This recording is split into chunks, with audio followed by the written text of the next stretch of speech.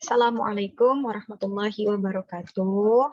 Waalaikumsalam warahmatullahi wabarakatuh.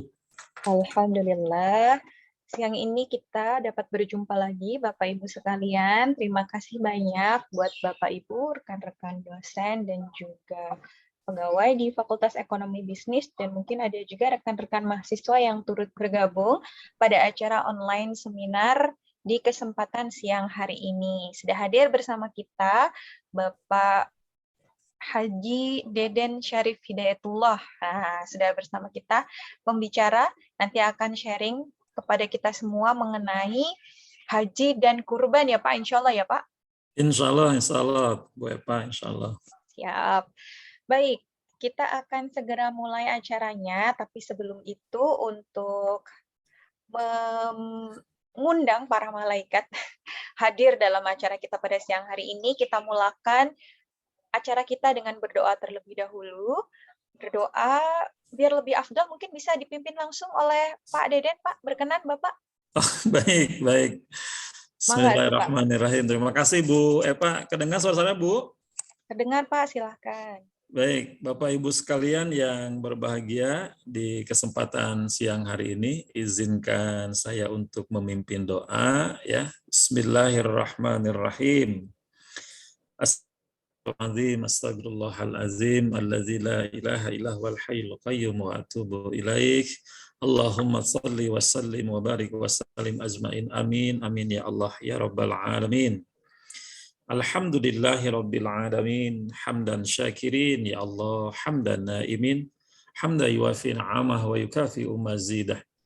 Ya Rabbana walakal hamdu kama yanbaghi li jalali wajhikal karim wa adimi sultanik.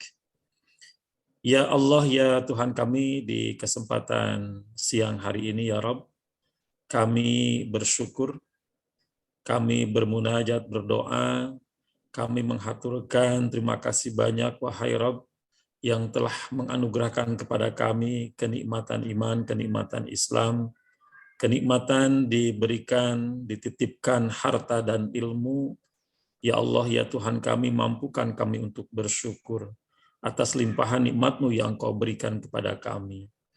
Siang hari ini ya Rabb, kami hadir dalam acara seminar online Series yang ke-40, semoga dimudahkan segala apa yang kami ikhtiarkan untuk menimba, menuntut, dan mencari ilmu, sehingga apa yang nanti kami terima menjadi keberkahan buat hidup kami di dunia wal akhirah.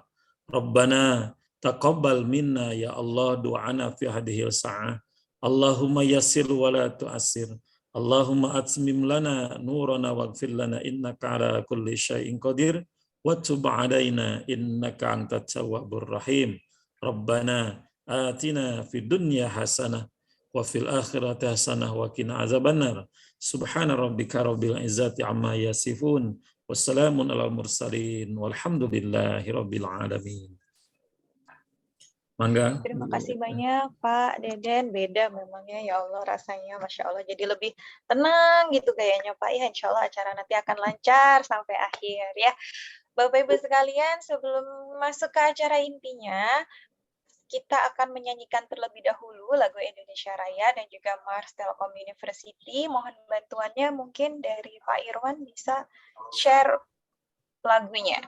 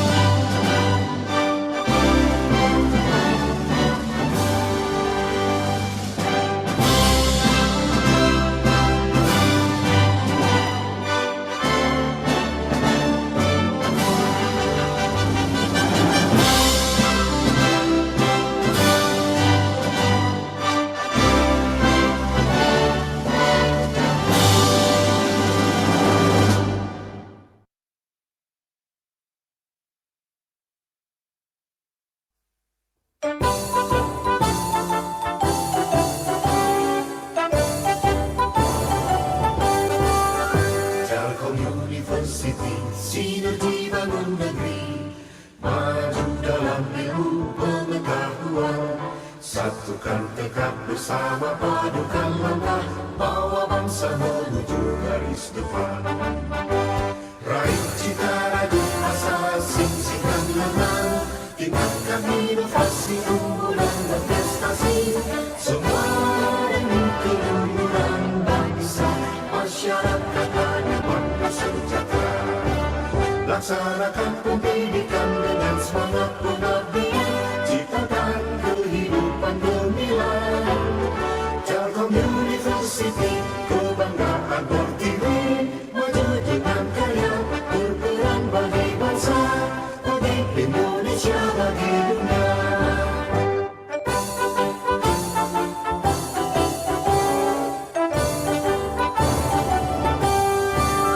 Telkom University, sinergi bangun negeri, maju dalam ilmu pengetahuan, satukan tekad bersama, padukan langkah, bawa bangsa menuju garis depan.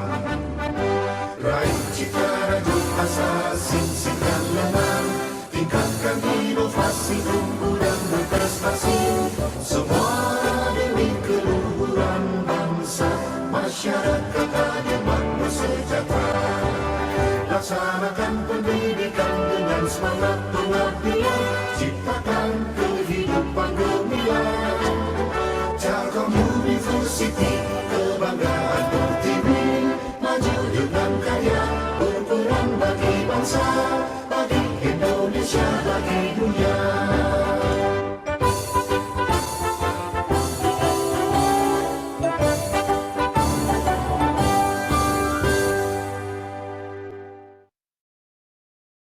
Baik, terima kasih Bapak Ibu sekalian. Kita akan segera masuk ke acara inti kita pada siang hari ini.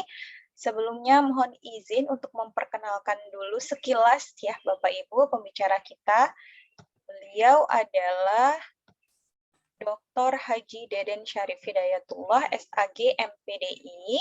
Beliau adalah dosen di Fakultas Ekonomi Bisnis, home base-nya ya, Universitas Telkom. Lahir di Cianjur 22 Maret tahun 1976 maksudnya ya. Nanti disangka 76 Masehi ya Pak. Alamat beliau saat ini di Kota Cimahi. Bapak Ibu sekalian barangkali ada yang mungkin berkunjung, silahkan. Kok saya jadi yang menawarkan, mohon maaf ya. Kemudian beliau menyelesaikan pendidikan S1 di UIN Sunan Gunung Jati Bandung, S2 di Unisba Bandung, dan S3 di UIN Sunan Gunung Jati Bandung. Sepertinya ini sama ya Pak, bidangnya di agama Islam, betul? Betul, linear ya. ya. Agama Islam ya. Beliau juga merupakan alumni pesantren Hegar Manah Cianjur dan juga Bustanul Wildan Bandung. Masya Allah. Jadi memang tepat sekali jika hari ini beliau yang akan sharing kepada kita semua mengenai kurban dan juga haji. Dan ini relate sekali Pak. Sudah dekat begitu ya, tinggal beberapa minggu kan ya, tanggal 10 Juli itu kalau tidak salah jatuh di Juli 15 ya? Tanggal 9 Juli ya. Iya betul, antara itu ya Pak, nanti tergantung bagaimana bulannya, posisi bulannya.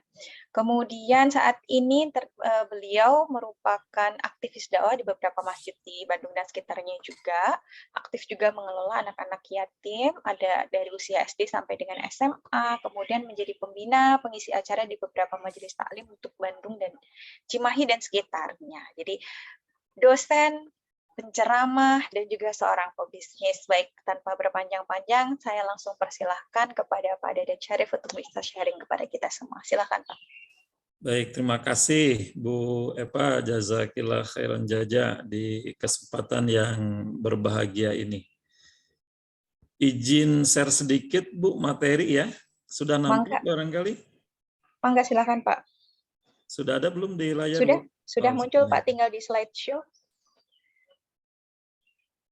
Oke. Bapak Ibu sekalian, terima kasih banyak. Bismillah, alhamdulillah, alhamdulillahirabbil alamin. Wassalatu wassalamu ala asyrafil anbiya'i wal mursalin sayyidina wa maulana Muhammadin wa ala alihi wa sahbihi ajma'in. Segala puji hanya milik Allah, Tuhan seru sekalian alam. Puji yang satu kita sampaikan kehadirat ilahi Rabbi, pujanan setia kita sampaikan kepada Allah yang Maha Kuasa. Di kesempatan siang hari ini, berkat ridhonya, magfirahnya, kita bisa hadir. Tentu hakikatnya Bu Epa sebetulnya memenuhi undangan Allah begitu ya. Syariatnya memenuhi undangan kita sekalian, tentu dalam bingkai seminar online yang insya Allah diselenggarakan oleh Fakultas Ekonomi dan Bisnis, yang setiap minggunya, setiap hari Jumatnya kita insya Allah bisa hadir. Tidak lupa salawat dan salam Bapak Ibu sekalian yang berbahagia kita sampaikan kepada panutan Nabi besar kita Nabi Muhammad Sallallahu Alaihi Wasallam. Tentu yang saya muliakan, yang saya hormati segenap pimpinan Fakultas Ekonomi dan Bisnis Telkom University. Tadi ada Bu Farida, ada Bu Ratri, ya terima kasih banyak Bu, beserta seluruh jajaran. Tentu sahabat-sahabat sekalian, rekan-rekan yang insya Allah hadir di kesempatan siang hari ini. Insya Allah juga ada, ini Bu Epa ternyata ada ponakan hadir juga, itu namanya siapa di sana, Gilar ya, ternyata hadir juga tuh. Dari mana? Dari Bogor ya. Masya Baik. Allah. Oke, Bu Epa yang saya hormati selaku pembawa acara, pengatur laku di kesempatan siang hari ini temanya bukan agak ya Bu Eva ya, temanya sangat luar biasa menurut saya begitu ya. Hatur nuhun nih panitia, jadi tema yang sangat luar biasa, kurban dan haji menyambut hari raya Idul Fitri begitu ya. Idul Adha, Pak. Ya, maaf, Idul Adha, saking semangatnya ini ya. Jadi kurban dan haji menyambut hari raya Idul Adha. Bapak Ibu sekalian, tadi sudah diawali oleh Bu Epa, saya ingin menguatkan kembali barangkali ya. Ketika kita akan mengawali setiap aktivitas, seyogianya Bapak Ibu sekalian, kita awali dengan bismillah. Kenapa dengan bismillah? Karena ada satu dalil keterangan yang menyampaikan kepada kita kullu amrin dibalin layabda'u bi bismillahirrahmanirrahim. Jadi kalau kita mau melakukan aktivitas Bu Epa, Bapak Ibu sekalian, seyogianya kita libatkan Allah. Jadi kalimah lillah karena Allah, billah karena Allah, ilallah ya, menuju Allah. Ini menjadi penyempurna kalau kita akan mengawali satu aktivitas atau kegiatan. Insya Allah kita sudah awali dengan bismillah, kita tajawid dengan doa, bahkan doa yang barangkali diajarkan baginda Rasul, yang kadang-kadang kita lupa. Doa meminta ilmu itu sangat mabrur Bu Eva, bagus sekalian. Minta rezeki itu sangat kemudian dianjurkan. Minta kemudian amal diterima itu sesuatu yang kemudian dianjurkan baginda Rasul. Sering barangkali Bapak Ibu sekalian, kita berdoa kepada Allah, Allahumma inna nas'aluka ilman nafi'an, wa rizqan thayyiban, wa amalan makbulan. Ada para ulama menyampaikan juga sampai ada kalimat wa amalan mutakobbalan. Jadi wahai Rabb, kami meminta kepadamu, memohon kepadamu ilmu yang bermanfaat. Rezeki yang thayyib, yang halalan thayyiban, yang wasi'an. Sering dirangkai dengan kata-kata warizqan thayyiban mubarakan fih. Kadang-kadang dilengkapi dengan warizqan wasi'an, rezeki yang luas. Bisa rezeki itu harta, bisa rezeki itu ilmu, bisa rezeki itu adalah amal-amal kebaikan yang sering kita lakukan. Wa amalan makbulan, Bapak Ibu sekalian, kalimat wa amalan makbulan itu amal-amal yang global, boleh tuh diterimanya oleh Allah. Wa amalan mutakobbalan, amalan-amalan yang detil.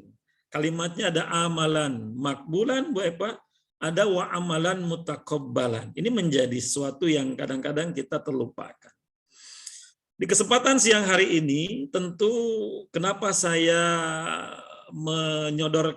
mengusulkan kepada panitia untuk memberikan judul adalah Haji dan Kurban dan Haji menyambut Idul Adha. Kalimatnya sebetulnya adalah ingin kita sampaikan kepada Allah kalimat bersyukur. Kalimat alhamdulillahirabbil alamin. Kalimat yang saya kira di dalam beberapa kitab para ulama menyampaikan kalimat doa yang paling dahsyat, yang paling afdol, khairud doa adalah kalimat alhamdulillahirabbil alamin. Jadi Bapak Ibu sekalian, kalau kemarin-kemarin diajak mungkin materinya tentang manajemen ya, tentang bisnis, tentang yang lain-lain, hari ini kita agak sedikit beda nuansanya Bu Epa ya, dari sisi spiritual begitu ya. Ini mudah-mudahan menginisiasi sebetulnya Bu Epa, Bapak Ibu sekalian, untuk Bapak Ibu sekalian melakukan kuda-kuda, melakukan ancang-ancang, melakukan persiapan supaya tahun ini kita bisa berkurban paling tidak. Syukur-syukur tahun depan kita dan beberapa tahun yang akan datang kita bisa melakukan ibadah haji. Baik, nanti kita bedah sedikit demi sedikit. Izinkan sekitar 30 menit ke depan, Bapak ya. Bapak Ibu sekalian, kenikmatan yang wajib kita syukuri adalah begitu banyak. Sampai Allah sampaikan kepada kita sekalian, wa in ta'uddu nikmatallahi. Allah sampaikan kepada kita, jikalau engkau akan menghitung nikmat Allah, la tuhsyuha. Maka engkau tidak akan sanggup untuk menghitungnya. Maka di satu slide di mukadimah ini, di introduction ini, kenikmatan ini begitu dahsyat banyak yang Allah berikan kepada kita. Dari sejak kita tadi bangun tidur, sekarang hari ini kita hadir, nanti malam kita akan tidur lagi, tidak sanggup. Begitu dahsyat, begitu banyak, begitu kasir jidan, Allah memberikan nikmat kepada kita, nikmat yang sangat-sangat banyak. Wa in ta'uddu nikmatallahi la tuhsyuha.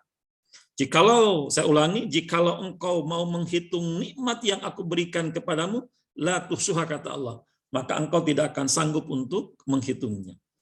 Di antara nikmat-nikmat yang Allah berikan, Bapak Ibu sekalian, nikmat hissiyah, bahkan termasuk ini hidayah hissiyah. Nikmat insting ini sesuatu yang luar biasa. Nikmat goriziyah, panca indera. Bapak Ibu sekalian, kalau bicara panca indera, mulai dari mata, telinga, bibir ini bicara, akal, fisik inilah semua. Kira-kira Bu Epa bisa dirupiahkan nggak Bu Epa? Nikmat yang Allah berikan berupa kesempurnaan mata melihat, telinga mendengar, kaki berjalan, tangan meraba, akal berpikir, hati merasa. Saya kira sulit ya Bu ya kalau kita ingin rupiahkan, tidak terhingga. Cuman kadang-kadang Bapak Ibu sekalian, kita merasa orang yang paling tidak punya. Kadang-kadang begitu, satu saat mungkin pernah kegelisahan kehidupan, kegelisahan akademik barangkali begitu. Ya, saya ingin bercerita begini. Satu saat ada seorang laki-laki yang dia mohon maaf dari sisi keimanan mungkin cukup memiliki keimanan, tetapi pengetahuannya agak lemah. Singkat cerita, Fulan ini di dalam kehidupannya adalah resah gelisah. Seolah-olah orang lain yang memiliki kenikmatan, tetangga kiri kanannya, teman-temannya gitu kan. Sehingga si Fulan ini, seseorang ini kemudian merasa, ya Rob, ya Tuhanku, aku nggak punya apa-apa. Kok orang lain punya, saya nggak punya.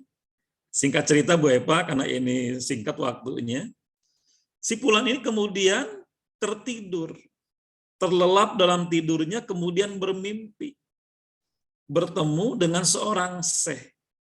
Tentu saja seorang syekh ini seorang alim yang tingkatan pengetahuannya mungkin lebih dibandingkan si Fulan ini. Kemudian dalam mimpi si Fulan ini bertemu dengan seorang syekh. Wahai syekh, aku kok nggak punya apa-apa gitu ya. Aku nggak memiliki apa-apa, sedangkan orang lain kok sepertinya, karena lihat tetangga kiri kanan, lihat teman-temannya, sepertinya mereka lebih punya daripada aku. Kata syekh, wahai Fulan, seandainya engkau merasa tidak punya apa-apa, coba aku akan membeli kedua matamu dengan harga 200 dirham. Bayangkan Bapak Ibu sekalian, itu ditawar sama seorang syekh. Si fulan tadi yang gelisah itu nggak punya apa-apa. Apa jawabannya? Aku tidak akan menjual kedua mataku. Coba dihitung Bapak, 1 dirham sekarang berapa ya? 70 duca gitu ya, sekitar itu ya. Kalau dikalikan, luar biasa. Kemudian yang kedua kata Syekh, sudah, kalau kamu merasa tidak punya apa-apa, aku akan membeli kedua telingamu dengan harga 200 dirham. Semua di dalam tubuhnya itu ya ditawar oleh seorang Syekh ini. Setelah diakumulasi ternyata tubuh kita ini Bapak Ibu sekalian, fisik kita ini Bapak Ibu sekalian adalah anugerah yang terindah yang Allah berikan kepada kita. Jadi kalau dikalkulasi itu, panca indera yang 5 ini barangkali ditawarkan, mau dijual berapa kira-kira, kayaknya nggak sanggup Bapak Ibu sekalian.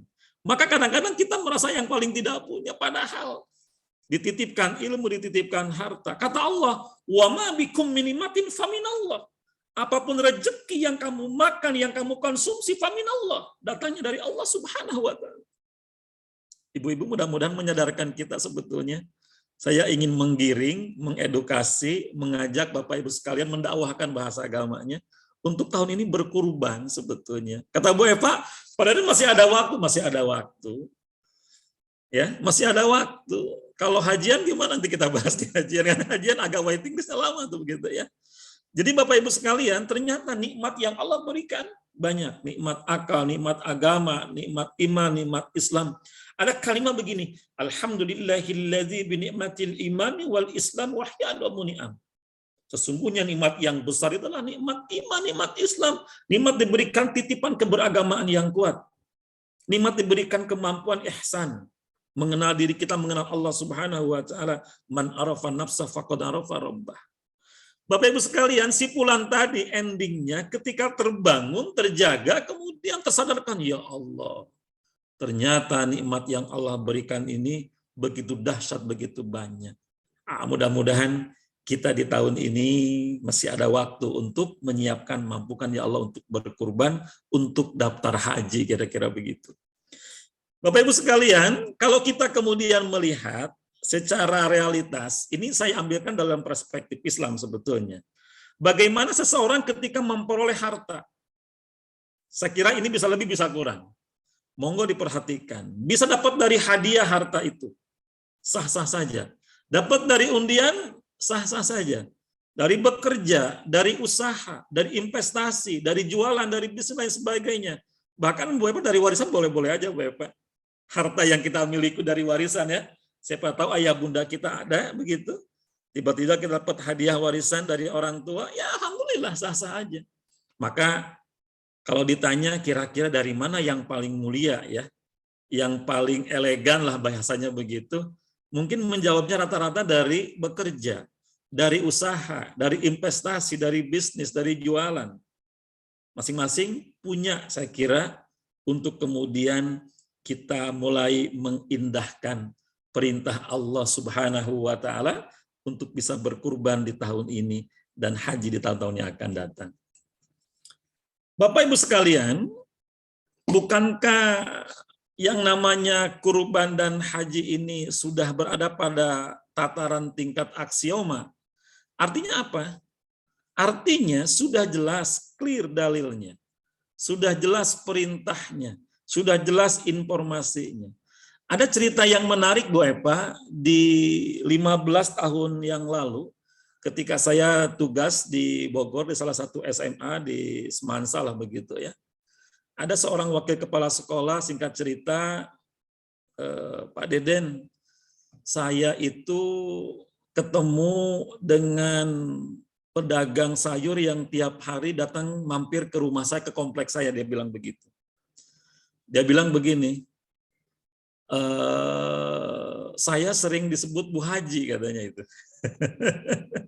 Sering disebut Bu Haji. Padahal teman saya ini yang tadi wakil kepala sekolah di Bogor itu belum berangkat haji. Apa dilalahnya Bu Epa? Dari seorang pedagang sayur yang kemudian ketemu tiap hari memberikan dagangannya, menjajakan dagangannya kepada seorang ibu ini, dia kemudian dilalah menjadi sebuah petunjuk, menjadi irsyad.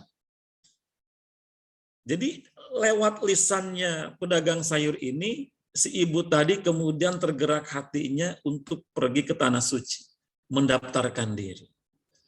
Ya. Nah, kalau kita bicara tentang dalil, bicara tentang informasi, bicara tentang kekuatan tentang pergi haji ini, haji itu sesuatu yang kemudian sudah diperintahkan oleh Allah sejak dulu kala. Kurban itu sudah diperintahkan sejak dulu kala. Kalau bahasa kita, bahasa Al-Quran adalah harus sami'na wa ata'na. Mau tidak mau adalah kita harus mendengar, harus turut, harus taat kepada Allah Subhanahu wa Ta'ala. Singkat cerita, si ibu tadi kemudian tergerak hatinya, kemudian mengajak suaminya, wahai Abi, ayo kita daftar haji. Daftar haji. Ini nanti kita ceritakan di bab berikutnya sebetulnya ya. Tentang si fulan ini kemudian pergi haji dan tidak cerita sepulang hajinya kemudian dalam kondisi susah payah. Bapak Ibu sekalian, saya ingin mengajak barangkali satu gambar lah ya. Atau dua gambar gitu kan. Satu bicara tentang kurban hewan sapi, satu bicara tentang kurban hewan domba. Mangga silahkan dipilih ya. Nanti mau apa? Yang penting boleh ya kita memilih hewan yang terbaik yang kemudian menjadi suguhan kita untuk berkurban kepada Allah Subhanahu wa Ta'ala untuk diberikan kepada orang-orang yang membutuhkan. Ini singkat saja Bu Epa, mohon maaf nih tidak lengkap dari sisi kelengkapan PPT-nya ya.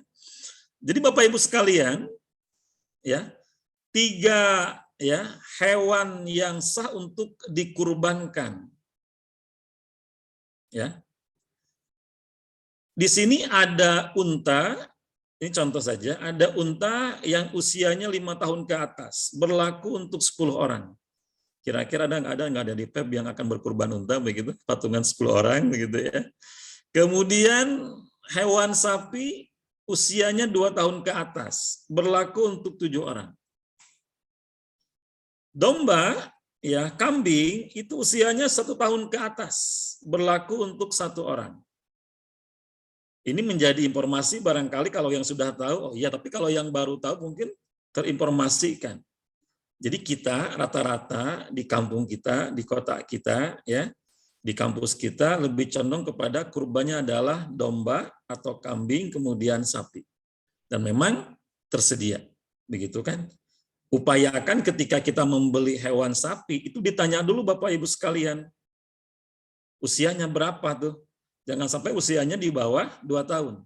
Kalau beli domba atau kambing jangan sampai usianya di bawah 1 tahun. Upayakan untuk di atas 1 tahun. Sepengetahuan saya dulu yang sering gaul dengan domba, saya punya pengalaman Bu Epa sebelum masuk Telkom University, dulu pernah 2 tahun jualan domba Bu Epa. Jadi kalau belum punglak giginya 1 domba itu, maka kemudian ini belum layak untuk dipotong Bapak Ibu sekalian dikurbankan. Ya, ini saya ambil dari sumbernya dari Kemenag ya, tahun 2020. Ini sebagai informasi saja. Nah, kemudian Bapak Ibu sekalian, yang ingin saya sampaikan bahwa kurban ini sebetulnya dimaknai dengan kata-kata qoroba. Qoroba itu bisa berarti adalah mendekatkan diri kita sebagai hamba Allah kepada Allah untuk melakukan ibadah. Secara makna yang lainnya bahwa kurban berasal dari bahasa Arab bisa diartikan adalah udhiyah. Artinya apa? Hewan, ternak yang kemudian disembelih pada Idul Adha. Tanggal 10 Zulhijjah atau di hari-hari tasyrik. Nah, kalimat dalam rangka mendekatkan diri kepada Allah ini menjadi ikhtiar kita sebetulnya. Dan Allah tidak butuh sebetulnya dengan kurban kita. Yang dibutuhkan oleh kita bagaimana sebetulnya hakikatnya kita mendekatkan diri kepada Allah Subhanahu wa Ta'ala. Bapak Ibu sekalian, sebagai rujukan, sebagai sumber, kalau Bapak Ibu sekalian sering menghafal ayat ini, sering membaca ayat ini, sering mungkin di sholat subuh ya Bu Epa ya, sholat maghrib ya. Ini ayat favorit kita sebetulnya. Ya kan kalau tidak trikul kan qul huwallahu ahad, qul a'udzu birabbil falaq, qul a'udzu birabbin nas. Ini ayat ini sebetulnya Bapak Ibu sekalian sangat dalam maknanya. Ayat ini ditujukan kepada baginda Rasul Muhammad, ditujukan kepada kita sekalian. Kalimatnya begini. A'udzubillahi minasyaitonirrajim. Bismillahirrahmanirrahim. Inna a'tainakal kautsar. Kata Allah, sesungguhnya aku telah memberikan kepadamu, wahai Muhammad, nikmat yang banyak. Kalau bicara Muhammad, yang dituju objeknya, berarti kan kita umatnya Muhammad. Berarti juga Quran adalah sampai kepada kita. Dan Quran adalah sumber hukum Islam. Ya kan? Sumber pedoman kehidupan kita. Maka ketika kalimat ini dibaca oleh Bapak Ibu sekalian, tolong dimaknai. Inna a'tainakal kautsar. Sesungguhnya kata Allah, aku telah memberikan kepadamu nikmat yang banyak. Kemudian di ayat keduanya, fasolli. Maka kata Allah, ketika kita kemudian ingin bersyukur kepada Allah, karena sudah diberikan nikmat yang banyak, paling tidak adalah fasolli, maka antum sholat, kata Allah. Sebagai bentuk kita bersyukur, Bapak Ibu sekalian, adalah sholat. Hanya Bu Eva, Bapak Ibu sekalian, kalau sholat itu adalah kesolehan pribadi. Nggak terlalu ngepek kalau sholat itu. Yang kedua, fasolli lirabbika wanhar. Maka kalian berkorban. Jadi kalau berkorban itu, Bapak Ibu sekalian, itu efeknya kepada orang lain.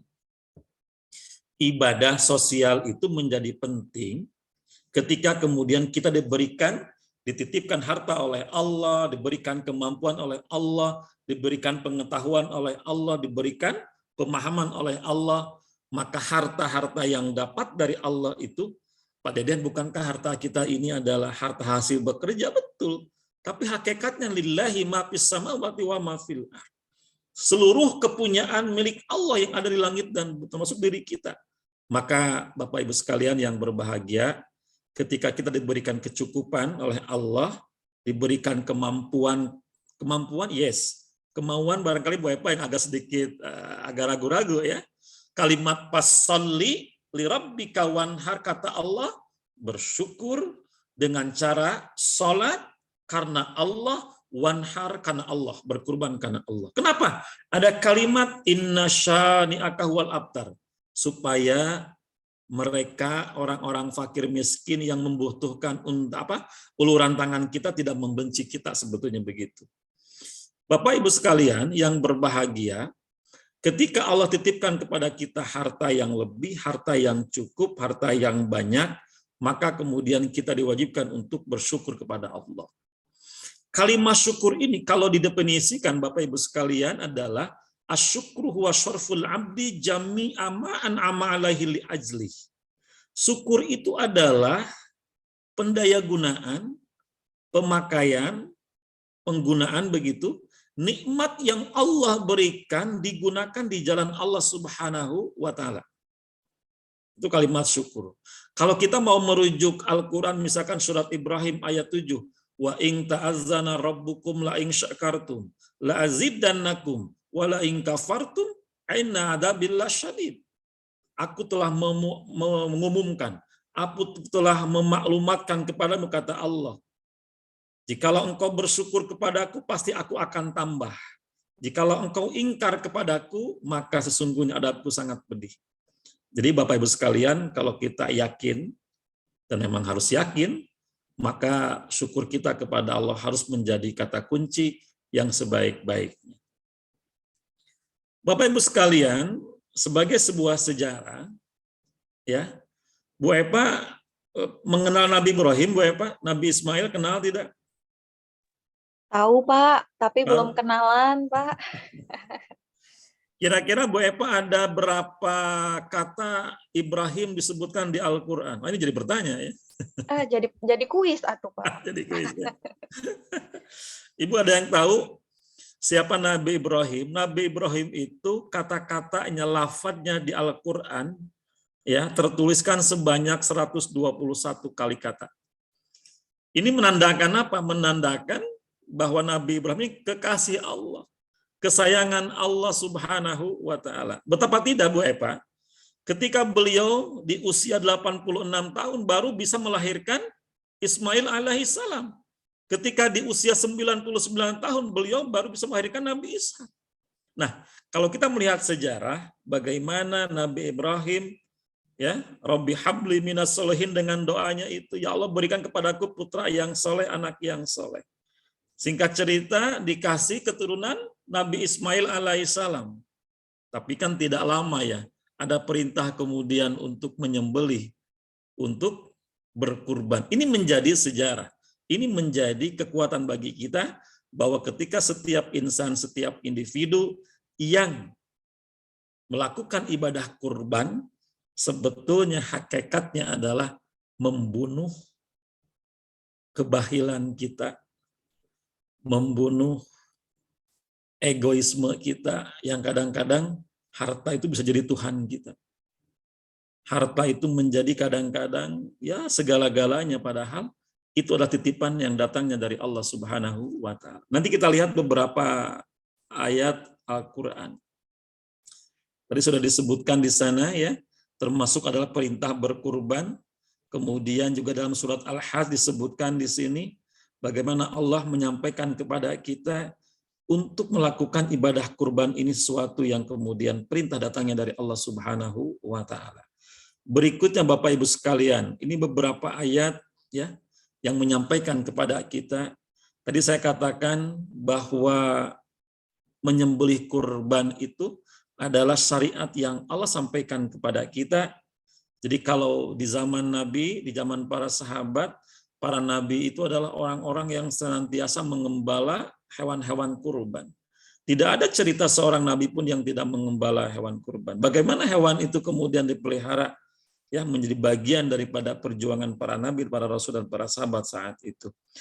Nanti dicari, dicek, kemudian ya dalil-dalil Al-Qur'annya ya. Ini menjadi satu kata kunci bagi kita sekalian.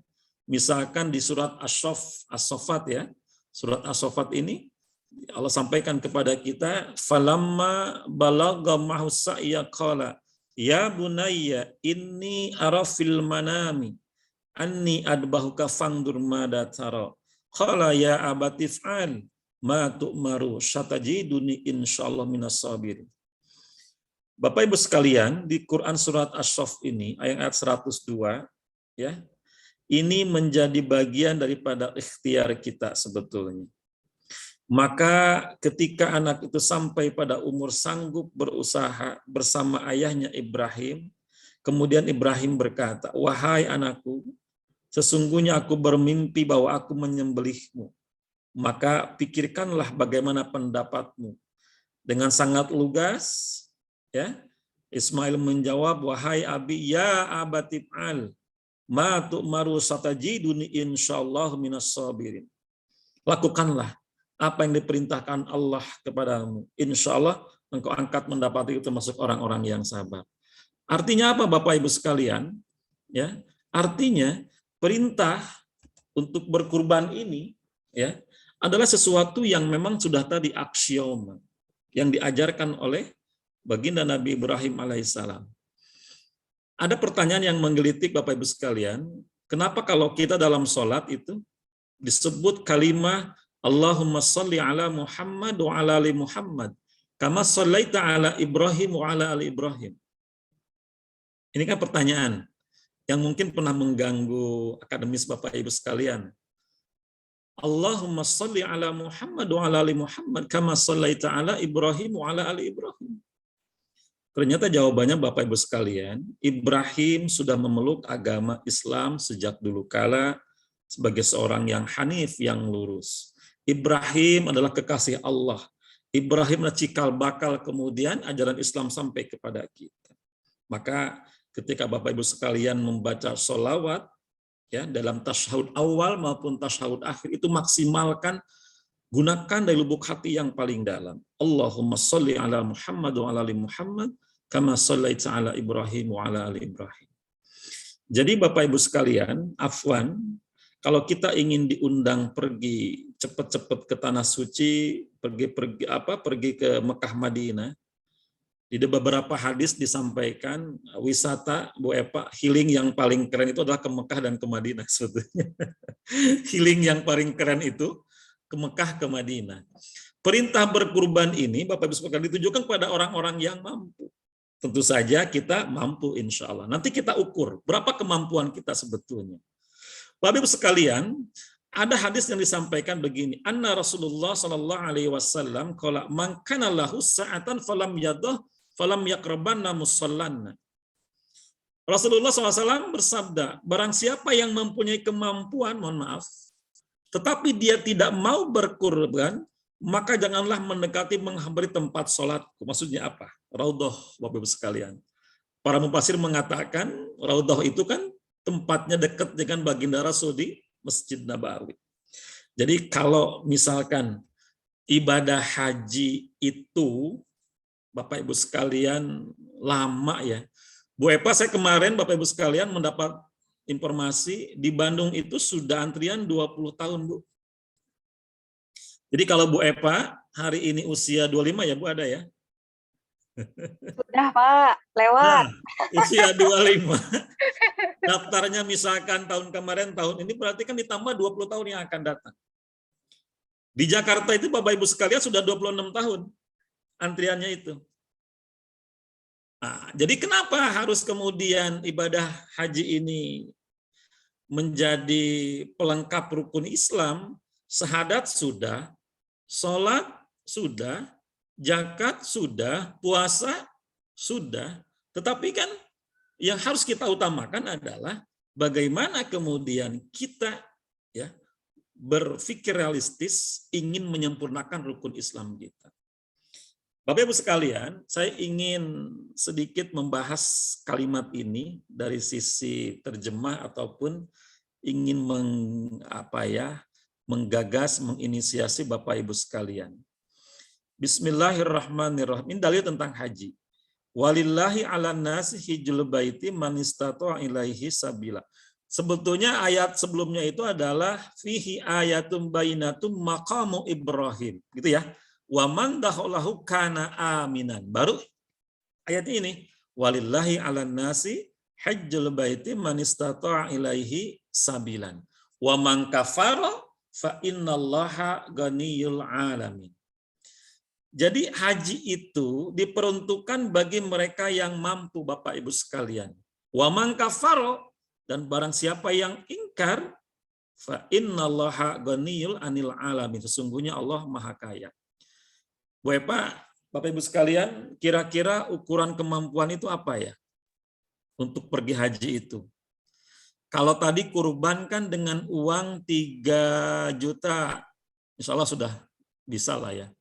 Haji itu adalah mampu. Satu saat baginda Rasul ditanya oleh Umar bin Khattab, wahai Nabi, kira-kira apa kriteria kemampuan seseorang pergi haji itu? Yang pertama adalah bekal, kata Nabi, yang kedua adalah kendaraan. Jadi kalau kalimatnya di sini adalah orang bagi orang-orang yang mampu, kalau analisa berpikir saya, yang pertama adalah orang itu sudah punya kendaraan. Sudah wajib tuh pergi haji. Orang itu sudah punya rumah, sudah pergi wajib tuh untuk haji. Jadi bekalnya apa? Ya bekalnya tentang harta, tentang ilmu. Bekalnya apa lagi? Tentang kesehatan fisik. Tentang apa lagi? Ruh, ya kan? Finansial itu menjadi bekal. Maka kalimat dalam watazawwadu fa inna khairu zadi taqwa, kata Allah, sebaik-baik bekal untuk pergi haji adalah takwa.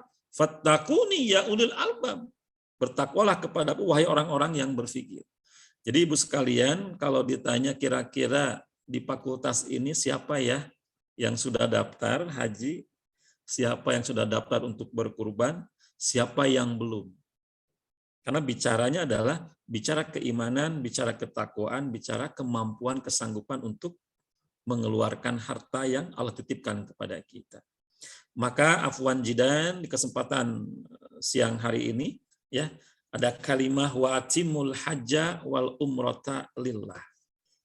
Sempurnakan haji, sempurnakan umroh karena Allah. Berkurban pun karena Allah.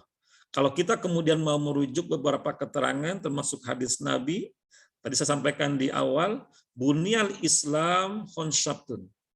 Syahadat kita sudah. Syahadat kepada Allah, syahadat kepada Rasul. Kita wa iqamas salat, kita udah salat. Wa ittaiz zakat, kita kemudian zakat. Yang belum apa? Wal haji. Maka menjadi kunci bagi kita sekalian untuk pergi ibadah haji ke tanah suci. Ini bisa dibayangkan Bapak? Aduh ya Allah ya Karim. Saya pergi haji itu Bapak Ibu sekalian 2013. Singkat cerita sampai di Jeddah, kemudian akhirnya sampai di Mekah. Gelombang 2 pergi. Sampai di Masjidil Haram. Live melihat Ka'bah. Bagaimana tidak bisa bercucuran keluar air mata detik itu saat itu. Itulah syahdunya kita kedekatan dengan Allah. Rumah Allah Baitullah. Masjid Baitullah. Ka'bah Baitullah. Ada magnet-magnet di sana yang maha dahsyat yang Allah berikan lewat pembangunan Nabi Ibrahim dan Ismail untuk membangun Ka'bah. Betapa tidak syahdunya kita dengan Allah di depan Ka'bah itu sampai bercucuran air mata tidak terbendung. Maka mudah-mudahan jamaah sekalian yang sekarang hadir di online ini betul-betul bisa membayangkan yang pada akhirnya adalah kemudian bisa pergi ke tanah suci Mekah dan Madinah. Bapak Ibu sekalian, di ujung-ujung materi ingin saya sampaikan begini, bahwa ibadah itu kan waktunya berbeda-beda. Salat insya Allah harian ya kita lakukan. Mingguan bagi yang ikhwan ada salat Jumat. Tahunan itu hajian. Puasa Ramadan tahunan. Zakat tahunan. Kurban tahunan. Insya Allah untuk puasa Ramadan kita mampu. Untuk zakat insya Allah kita mampu. Untuk kurban insya Allah kita mampu. Tapi kalau sudah bicara haji yang memang tahunan, tapi ada waiting list yang lama. Ada ibadah seumur hidup seperti akikah dan khitan. Maka ibadah yang mahdoh, ibadah yang gair mahdoh, mudah-mudahan memberikan satu kekuatan bagi kita untuk menjadi hamba-hamba Allah yang sukses secara pribadi, sukses secara sosial. Karena mau tidak mau Bapak Ibu sekalian, ketika kita berbicara tentang diri kita, tentang agama kita, Islam khususnya adalah kita ini menjadi hamba-hamba Allah yang harus ibadur rahman, berkualitas hubungan baik dengan Allah. Kita harus mempelajari akidah dengan kuat. Kita harus mempelajari syariah, baik itu syariah ibadah maupun syariah muamalah. Maka endingnya adalah kita harus mempelajari yang disebut dengan akhlak, ihsan. Oleh karena itu, ya kita berharap nih di tahun-tahun yang akan datang, tahun ini Bapak Ibu sekalian bagi yang belum daftar haji, semoga untuk daftar haji. Ini saya dapat data tadi malam Bapak izin, jadi ini biaya haji ya di tahun 2022 Bapak Ibu sekalian, itu untuk embarkasi Jakarta dan Bekasi kisarannya adalah 39 juta. Konon katanya pemerintah itu membayarkan 84 juta, tapi 86 juta, tapi jamaah haji itu cukup membayarkan kisaran 39, maaf ada yang 35 sampai ke 42 juta. Yang paling mahal adalah 42 juta. Kenapa Bapak Ibu sekalian saya menayangkan ini? Kalau Bapak Ibu sekalian nanti punya kelebihan dimampukan oleh Allah, maka kata kuncinya 25 juta dibayarkan di awalan pendaftaran Bu Epa. Kenapa? Supaya nanti dapat urutan nomor porsi. Ya, jadi kalau Bapak Ibu sekalian sudah punya uang rezeki kira-kira 25 juta, maka segera untuk mendaftarkan sehingga nanti ada antrian muncul nomor porsi. Ini menjadi kata kunci bagi kita sekalian. Memang haji itu ada 3 macam Bu Epa, ada haji reguler, kisaran tadi 40 juta, ada haji plus sangat mungkin sekarang 200 sampai 400 juta. Ada haji puroda ya, haji puroda kemarin gubernur kita Jawa Barat itu mendapatkan undangan ya, undangan dari Arab Saudi kan, jarang-jarang diundang. Nah, nanti Bu Epa kita doakan diundang oleh kerajaan Arab Saudi, bisa hajinya furoda tuh ya, tinggal berdoa kepada Allah Subhanahu wa taala sekenceng-kencengnya doa begitu. Ibu sekalian ya, Ini kita lihat ya, ini pendapatnya salah satu pejabat kementerian bahwa disampaikan Pak Iqbal mengatakan bahwa biaya yang dibebankan kepada jamaah hanya sebagian dari biaya personal yang dibutuhkan. Ada 84 jutaan. Ya. Nah, ini kelebihannya, kekurangannya dibayarkan oleh pemerintah. Maka kita bersyukur, mudah-mudahan ini benar ya, mudah-mudahan benar seperti ini begitu kan. Yang penting kita niatkan saja untuk bisa mendaftarkan tahun haji tahun ini. Saya kemarin bertanya kepada siapa sahabat saya di fakultas, Kang sudah daftar haji, insya Allah Pak tahun ini sudah daftar. Berarti akan kira-kira 20 tahun yang akan datang kemudian insya Allah pergi haji. Dikit lagi Bu Eva, ya. Bapak Ibu sekalian, ini masa menunggu. Ini tadi yang sampaikan di awal Bu Eva.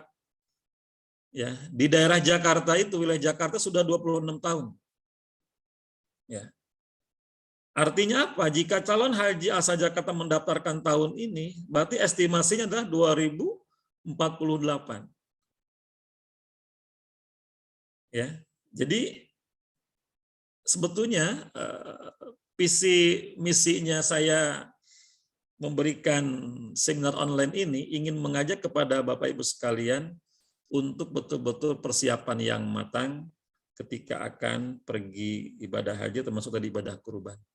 Saya kira ini saja Bu Eva yang ingin saya sampaikan karena sudah 2:30 dan terlalu lama saya menyampaikan materi. Intinya adalah Bapak Ibu sekalian harus membangun setiap diri, hadirkan kesolehan pribadi dan kesolehan sosial. Di antara kesolehan sosial adalah kita berkurban, di antara kesolehan sosial adalah kita infak, zakat, sedekah dan wakaf. Ketika kita membangun kesolehan sosial, di antaranya adalah kita pergi haji ke Baitullah, Mekah dan Madinah. Jangan sampai, mohon maaf, itu ada nazar tuh nazar. Kalau kita bernazar itu, saya kalau sukses sesuatu nazarnya puasa. Itu kurang eye-catching, Bu Eva. Jadi kalau nadar, kemudian kita sukses, nadarnya lengkapi dengan tidak hanya puasa, tapi juga kita ingin berbagi. Dan insya Allah di Fakultas Ekonomi dan Bisnis ini sudah ada tiap bulannya kegiatan berbagi, maka mudah-mudahan menjadi bagian daripada pemimpin kita di garis terdepan, Bu Dekan, Bu Wakil Dekannya, dan semua mahasiswa, termasuk kita para dosen, diberikan kemampuan untuk menjadi hamba-hamba Allah yang tidak hanya soleh sosial, tapi juga soleh pribadi, tidak hanya soleh pribadi, juga soleh sosial. Barangkali itu saja Bu Eva, terima kasih banyak. Nanti kita sharing, barangkali tanya jawab ya, mudah-mudahan bisa menambah pengetahuan bagi kita sekalian. Assalamualaikum warahmatullahi wabarakatuh. Waalaikumsalam warahmatullahi wabarakatuh. Hatur nuhun Pak Deden, ini benar-benar seperti menyadarkan kembali bahwasanya naik haji itu adalah rukun Islam ya Pak ya. Ya jadi kayak sering lupa gitu ya, kayak karena kan naik haji bila mampu gitu, udah belum mampu ini, padahal harusnya tertanam bahwa itu adalah rukun Islam, kita harus memampukan diri begitu ya, berusaha dulu gitu ya, perkara nanti berangkat atau tidak itu Allah yang tetapkan, tapi usahanya harus ada, paling tidak di dalam hati muncul keinginan untuk berangkat begitu ya Pak, meniatkan. Betul, betul Bu. Dan insya Allah di ruangan ini semua calon haji semua dan calon mudohi orang yang akan berkurban. Amin ya Rab, amin. Baik, ini sudah ada beberapa pertanyaan Pak yang masuk melalui chat. Yang pertama ini dari Bu Ratri, beliau menanyakan, beliau pernah berkurban diatasnamakan untuk ayah beliau yang almarhum begitu ya Pak ya. Tapi ketika hari H, ternyata itu sudah dititipkan kepada panitia katanya iya. Tapi ketika hari H, ternyata panitia itu atas namanya Bu Ratri begitu. Jadi entah kesalahan atau bagaimana atas nama Bu Ratri. Nah, karena sudah terlanjur dan ini mungkin kegiatannya Bu Ratri itu online, jadi hanya menyaksikan melalui Zoom. Nah, itu bagaimana Pak? Status kurbannya jadinya baik. Atas nama Bu Ratri atau memang atas nama ayahnya begitu kira-kira yang ditanyakan Pak? Terima kasih Bu Eva, Bu Ratri. Insya Allah memang kalau bicara berkurban biasa identik itu hewan yang dikurbankan disematkan ya, dikaitkan dengan orang yang berkorban atau mudohinya. Kalau misalkan kejadian Bu Ratri sudah menitipkan bahwa hewan kurban ini kemudian atas nama ayah atau atas nama ibu, tiba-tiba panitia tetap masih menamakan atas nama Bu Ratri. Mungkin Bu Eva, Bu Ratri, cara pandang panitia adalah lebih afdol barangkali, lebih pas ketika orang-orang yang masih hidup yang kemudian berkurban. Mungkin juga merujuk kepada hadis idza matabnu adama in qata'a illa min salasin shadaqatin jariyatin. Nah, di antaranya itu barangkali menjadi rujukan. Jadi amal anak Adam itu terputus, kecuali tadi ya ada sedekah jariyah. Hanya saja ada beberapa pendapat ulama yang pertama memang membolehkan kemudian untuk mengatasnamakan orang yang sudah meninggal. Ya. Ada yang kemudian berpendapat cukup dengan orang yang masih hidup saja. Kalau kemudian tadi ada ragu sakwa sangka ketika tadi dinisbatkan Bapak ya Bu Ratri kepada ayah kita atau ibu kita yang sudah meninggal, paling kita begini, berdoa kepada Allah, ya Allah, ya niatkan memang ini merupakan ladang amal kebaikanku, sehingga nanti pahalanya untuk orang tuaku. Ini muncul Bu Eva, saya kebetulan menjadi panitia kurban di komplek, hampir 8 ekor sapi sampai sekarang ini. Ada satu keluarga yang berkurban Bu Ratri, itu berkurbannya 1 ekor sapi sama 7 nama orang di keluarganya. Pak Deden boleh nggak di antara 7 nama itu kemudian ada 2 nama dari keluargaku yang sudah meninggal? Saya bilang kepada keluarga itu boleh-boleh saja. Boleh-boleh saja, hanya saja barangkali saya bilang kalau afdolnya kemudian atas nama tetap orang yang masih hidup. Nah, kita sebagai orang yang kemudian tadi mengeluarkan harta, kemudian tadi berkurban, niatkan saja pahalanya untuk ayah bundaku yang sudah meninggal, gitu Bu Eva, Bu Ratri. Sehingga keraguan tadi jangan sampai nanti Bu Ratri tidak berkurban lagi di tempat situ, gitu kan?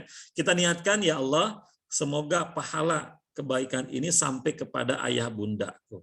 Kenapa? Karena ayah bundaku yang kemudian pada akhirnya bisa membesarkanku seperti ini. Barangkali itu Bu Erpa, tetap kita mungkin husnudon kepada panitia yang di sana. Bagusnya sih ada akad ya begitu ya. Terima kasih. Baik, jadi pertama husnuzon dulu kepada sesama muslim ya, kepada panitia ya Pak. Selanjutnya bersangka baik juga kepada Allah bahwa Allah akan menyampaikan niat baik kita juga untuk kedua orang tua kita, misalnya begitu ya Pak ya. Ya, ini ada pertanyaan kedua Pak.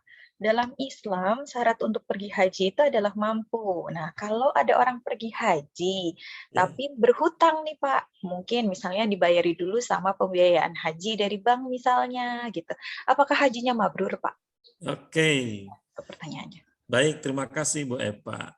Selama kemudian kita ada bekal untuk membayar tadi utangnya, insya Allah mabrur. Kan menjadi kata kunci begini, yang penting harta itu halal, harta itu thayyib untuk bekal finansialnya. Yang menjadi ukuran memang tadi harta yang halal, harta yang thayyib. Menukik nih pertanyaannya, Pak, gimana kalau uangnya kemudian dari hasil pinjaman? Kalau kemudian pinjaman itu ada untuk membayar proses cicilannya, insya Allah. Hanya saja, Bu Eva, Bapak Ibu sekalian, itu memang diupayakan harta kita yang kalau ukuran mampu itu idealnya, gitu ya, idealnya upayakan jangan dari yang berhutang deh, begitu. Upayakan jangan dari hasil pinjaman.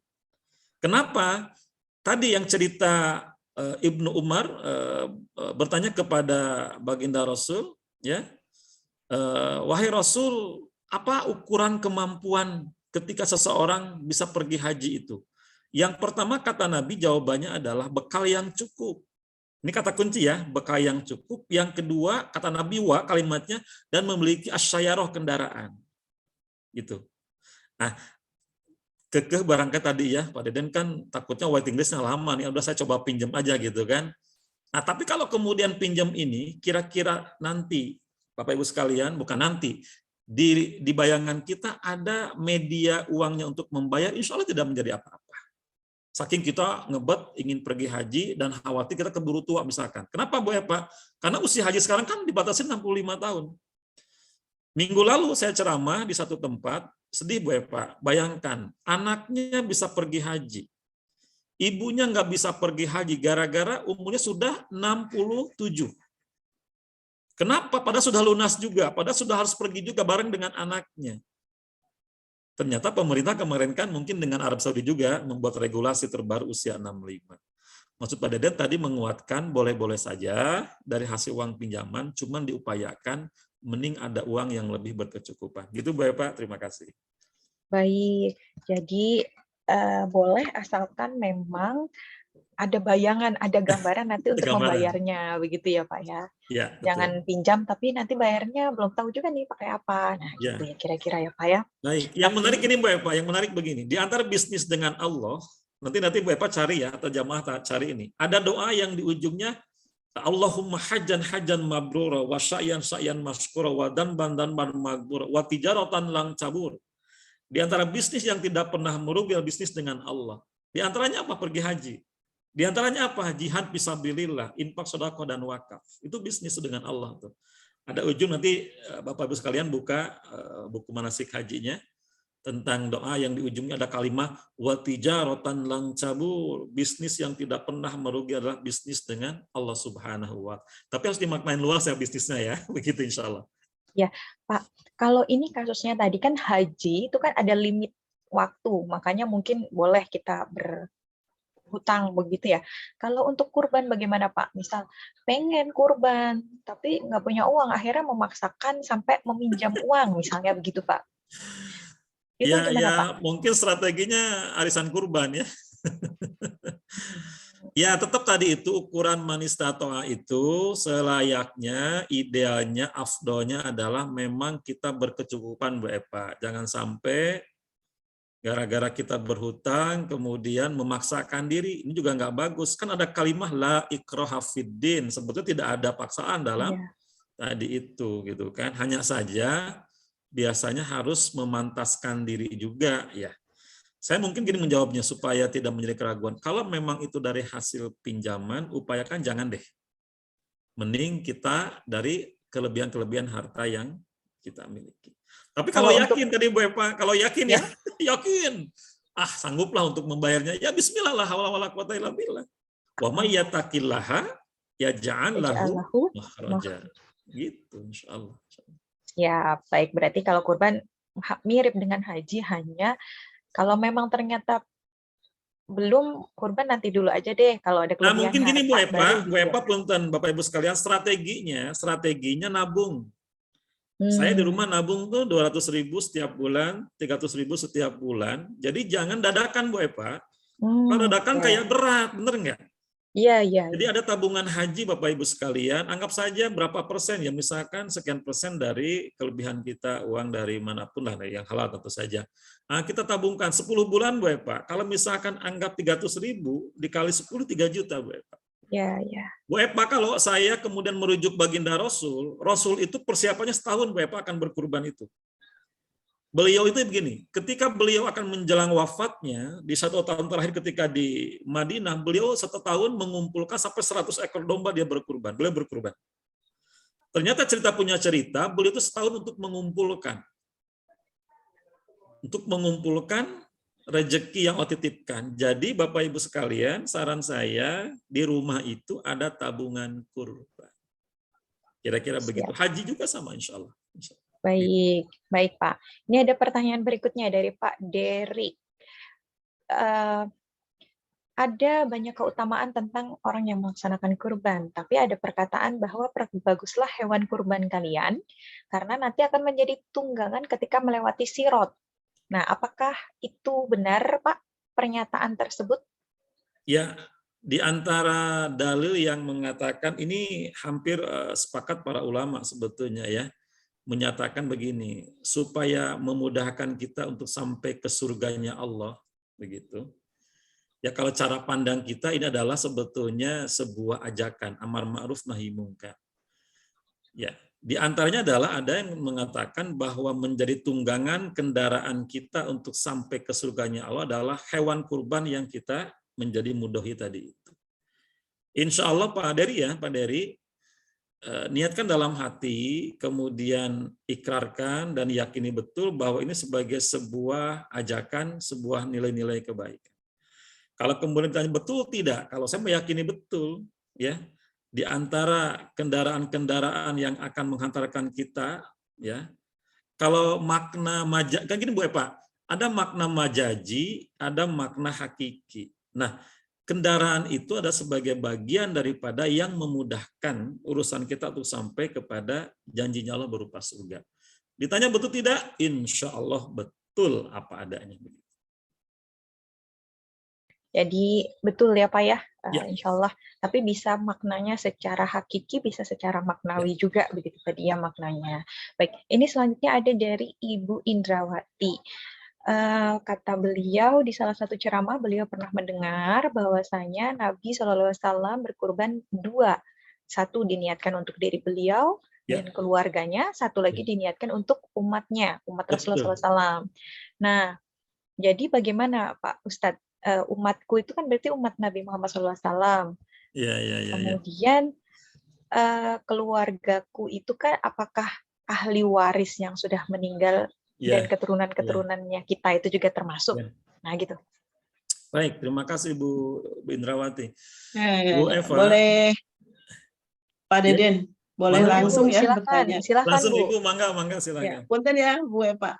Jadi kalau ini seperti ini ya, seperti yang diceramahkan, berarti kalau kita niat berkurban itu agar luas gitu ya, berarti niatnya bukan atas nama sendiri ya, berarti seperti Nabi begitu kan?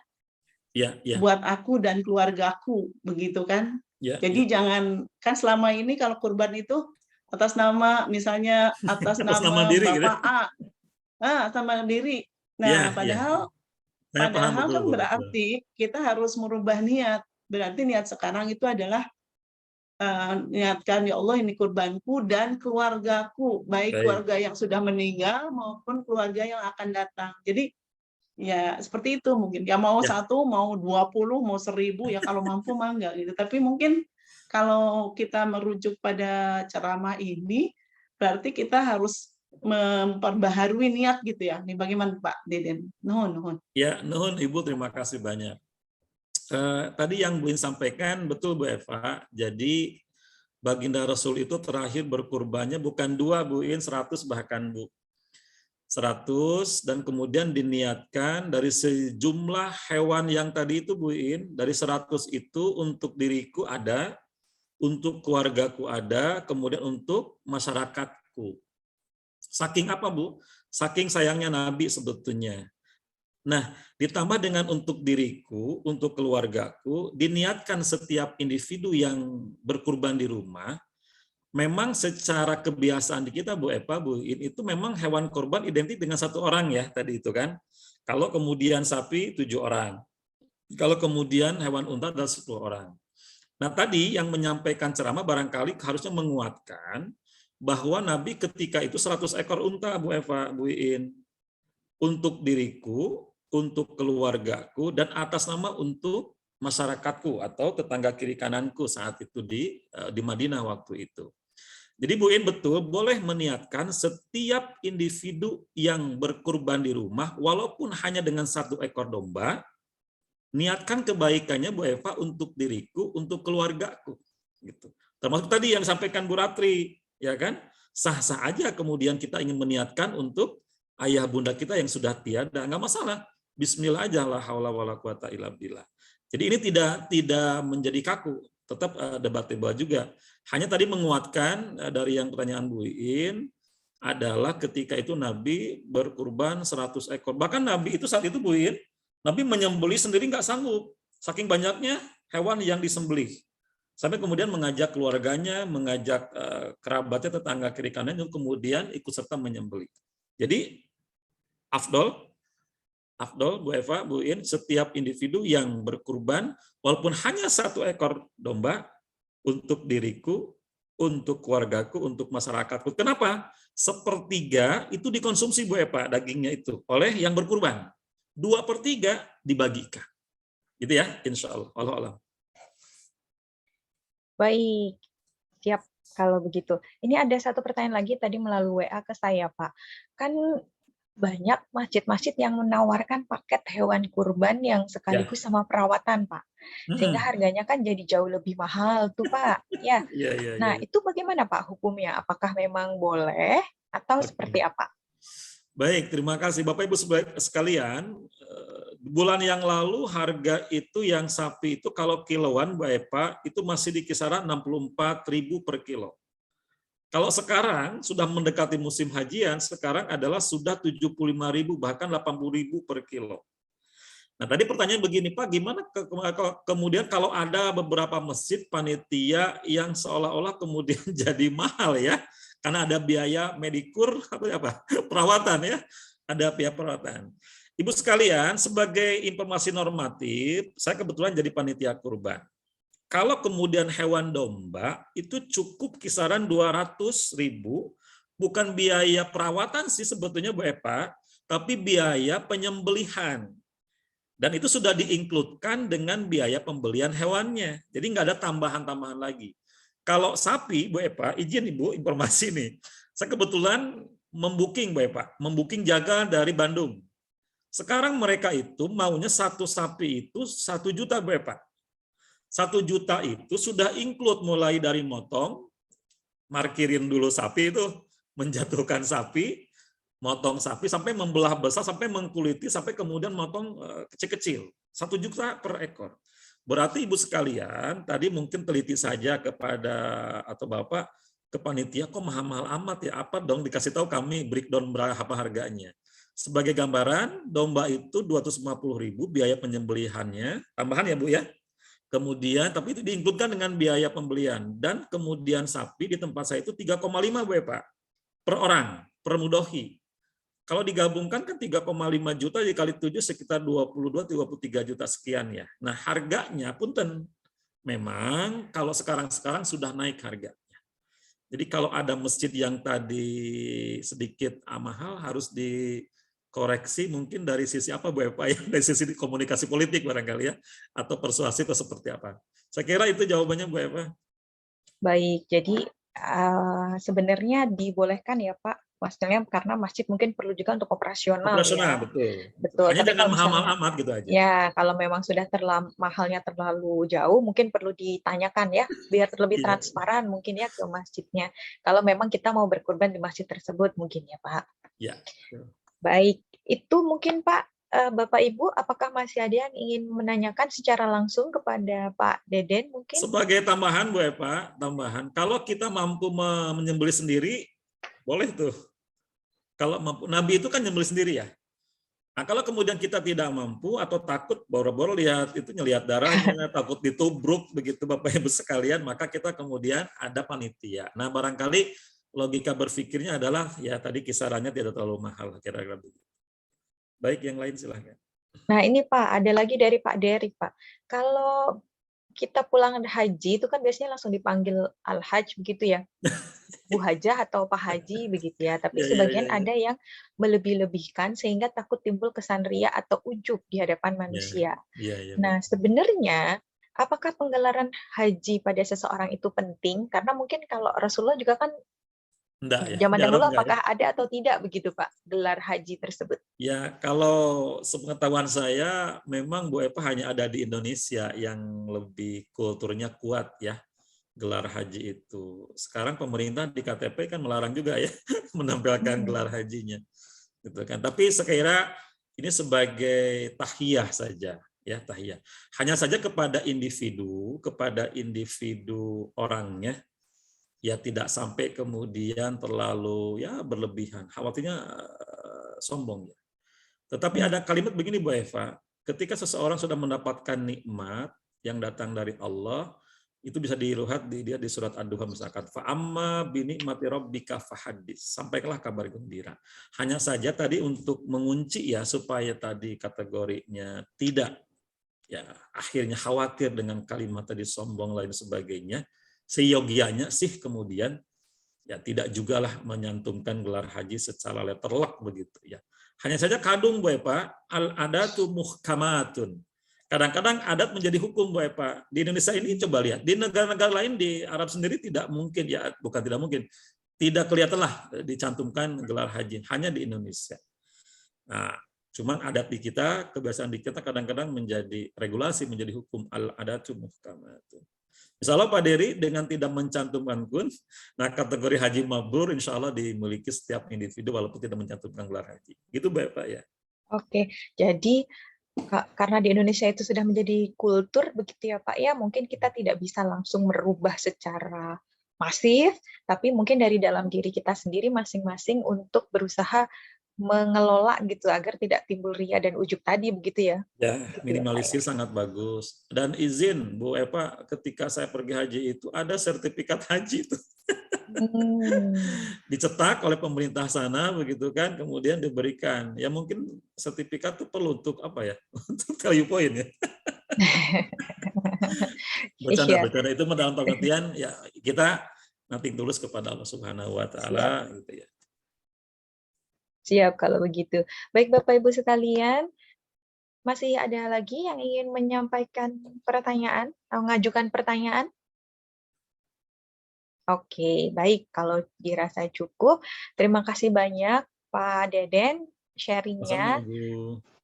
Masih ada waktu, insya Allah semoga Allah mampukan ya 2 minggu untuk berkurban gitu ya, untuk daftar haji Ya disegerakan gitu ya. Fakultas Ekonomi dan Bisnis berkurban tahun ini rame-rame, keren. Amin, Masya Allah. Semoga nanti kita dimampukan, masih ada 2 minggu, masih cukup waktu. Semoga nanti, ya kita tidak tahu ya masa depan seperti apa dan nanti apa yang akan Allah tetapkan untuk kita. Yang penting kita mencoba untuk meniatkan mulai sekarang agar diberikan rizki oleh Allah untuk bisa berkorban dan diundang sama Allah untuk bisa hadir berkunjung ke rumahnya Allah di Baitullah insya Allah. Amin ya Allah. Terima kasih banyak Bapak Ibu sekalian.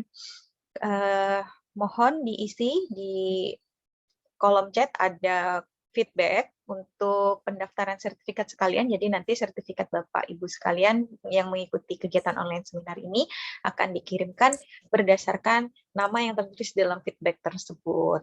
Terima kasih banyak Bapak Ibu. Kita sudah sampai di penghujung acara. Saya mohon maaf jika ada kata-kata yang kurang berkenan. Sampai bertemu lagi di acara online seminar berikutnya insya Allah bulan depan.